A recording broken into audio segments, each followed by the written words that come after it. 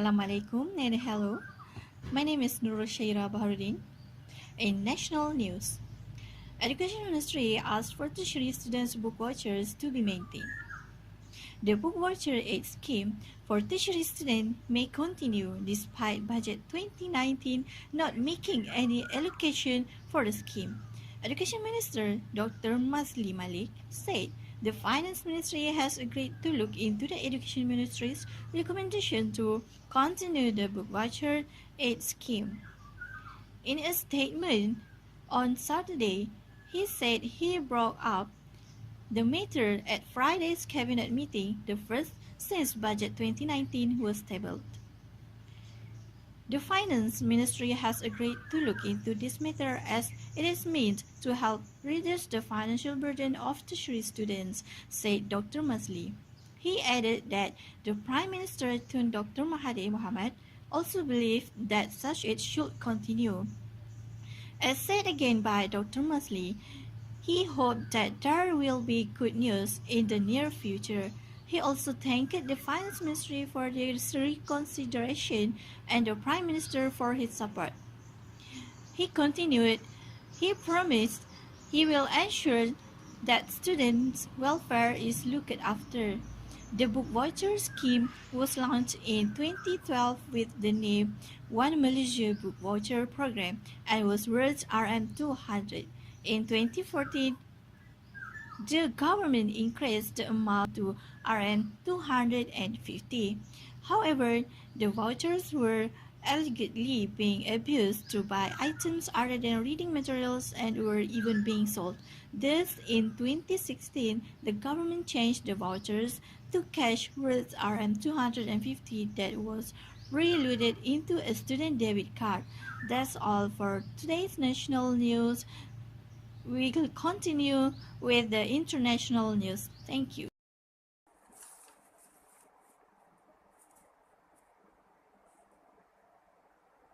Over a dozen of petitions were heard in Sri Lanka's Supreme Court on Monday.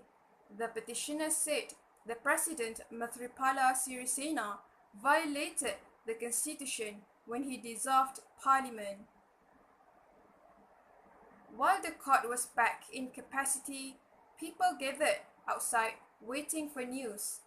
Some politicians prompting police to be called then. At the heart of Sri Lanka's constitutional crisis is a tug war between President, who says he's acting to protect the people, and public representatives, who says he's not.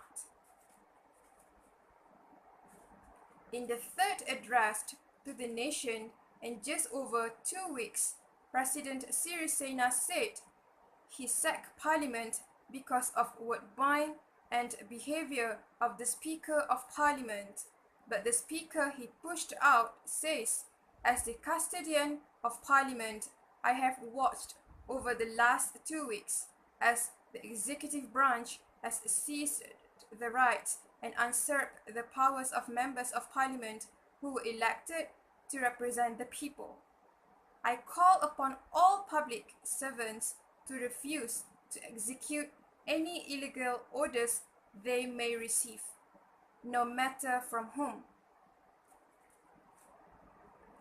President Sirisena insists that his dissolution of Sri Lanka's parliament on Friday was the right thing to do.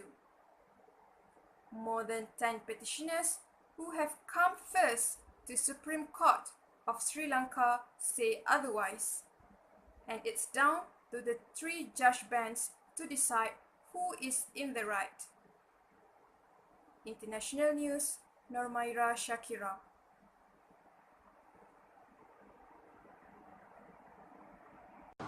Hi, I'm Shasha and welcome to Entertainment News. Black Panther is leading the world chart of top gross movie in 2018. This Ryan Coogler's movie earned yet another milestone over the weekend by becoming the highest grossing superhero film ever in the world with more than $700 million in international ticket sales. The sales total surpasses 2012 The Avengers previously earned $623 million. Black Panther also becomes the 5th highest grossing movie of all time, beating out Star Wars The Last Jedi.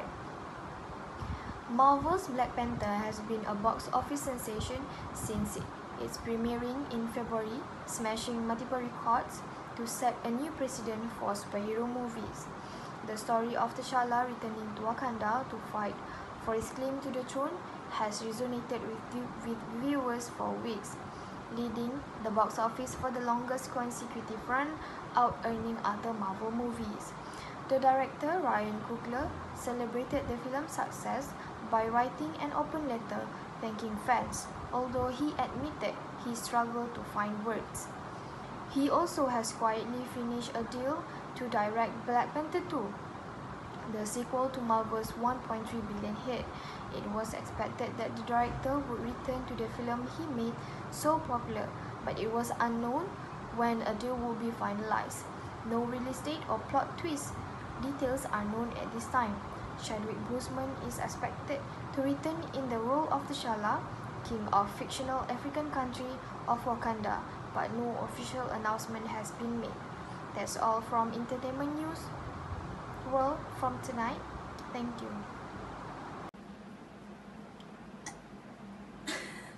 1, 2, 3. Good evening. I am Umar Izzatin. Welcome to TV4U News, bringing you the latest weather news in Malaysia. In Kuala Lumpur, flash floods hit several locations in the federal capital about 3 p.m. today. This included on the Jalan Bangsa and Jalan Tun Razak, where the traffic flow was affected considerably. A car was submerged in Jalan Tun Razak tunnel here after a flash flood hit the capital. Kuala Lumpur Fire and Rescue Department Director Nordin Fauzi said they received a distress call at 5 p.m. He said in a statement today, they found a car submerged in the tunnel due to the flash flood. There were 5 people riding in the car and they were trapped on the roof of the vehicle. All the victims were rescued and saved. Also in Jalan Bangsa, water entered several shop lots, leaving employees having to clean up after. The flood waters, however, receded by 5 p.m. The owner of one of the shop lots, who only wanted to be known as Muhammad, said he and other owners were fed up with flash floods occurring every time it was heavy rain. He said every time it rains heavily, their shops are flooded. They believe that the drainage system here is incapable of handling high volume of water whenever it rains heavily. Checks with Kuala Lumpur Fire and Rescue Department Director showed no emergency calls were made to the department despite the flash floods and downpour. For those who are staying around the warned area, please follow the flood safety tips and remember your loved ones. I'm Umar Izzatin, reporting for TV4U News. Thank you. Hello and a very good evening everyone. As we know, a few days ago, the most trending online festival is Lazada with the caption #MyLazada. Lazada has made a promotion started from 1st November to a day before 11 November where Lazada gives a preview on what the price of the item that will be on the 11th of November as the biggest date of online shopping festival, which is 11/11.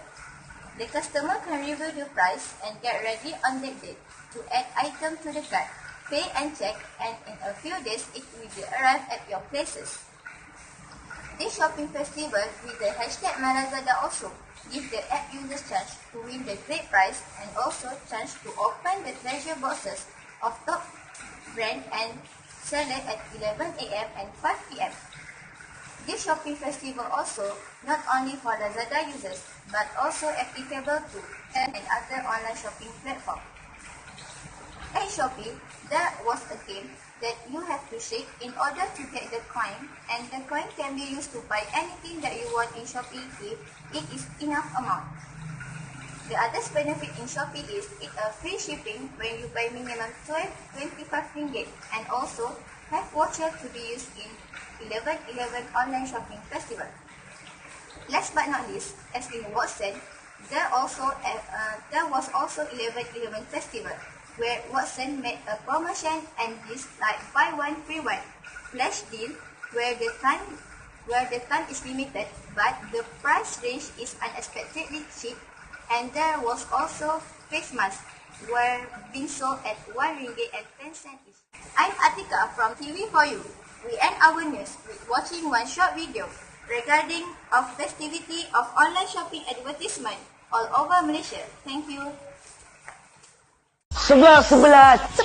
Cuk, Lazada 11 Shopping Festival kan? Ya, countdown ke jualan sehari terbesar Lazada Bermula dengan Lazada Super Show. Ramai artis popular Malaysia dan juga luar negara akan membuat persembahan. Boleh menang kereta, percutian Dan voucher bernilai jutaan ringgit. Cuk!